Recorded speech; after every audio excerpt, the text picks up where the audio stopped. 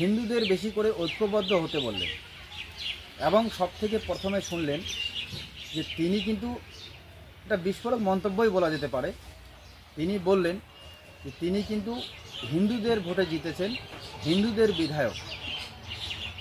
এবং এই আবেগপ্রাণ কথা শুনলে অটোমেটিকলি বাকি যে সংখ্যালঘুরা যারা বিজেপি করছেন তাদের হয়তো একটু হলেও খারাপ লাগতে পারে, কিন্তু তার সাথে সাথে আমাদের বা বিশেষ করে এই সংখ্যালঘুদের এটাও চিন্তা করতে হবে যে এটা হিন্দুস্তান, ভারতবর্ষ, এবং কতটা দুঃখ পেলে একজন এমএলএ বা একজন বিধায়ক এইভাবে মন্তব্য করতে পারেন।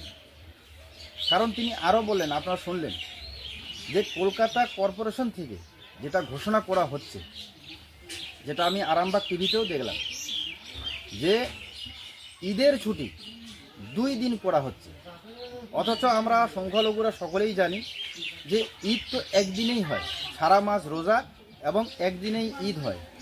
কিন্তু সেই জায়গায় সংখ্যালঘুদের বা মুসলিমদের জন্য একদিনের ছুটি ঘোষণা না করে সেখানে কলকাতা কর্পোরেশন থেকে 2 দিনের ছুটি ঘোষণা করছেন।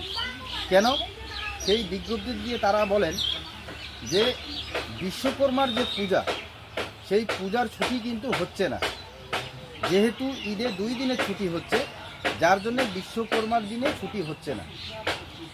তো এই যে রাজনীতি, এই রাজনীতির শুরুটা বা এই যে বিস্ফোরক মন্তব্য, এই বিস্ফোরক মন্তব্যের শুরু কোথা থেকে আমাদের এই সমস্ত ঘটনা বুঝতে হবে।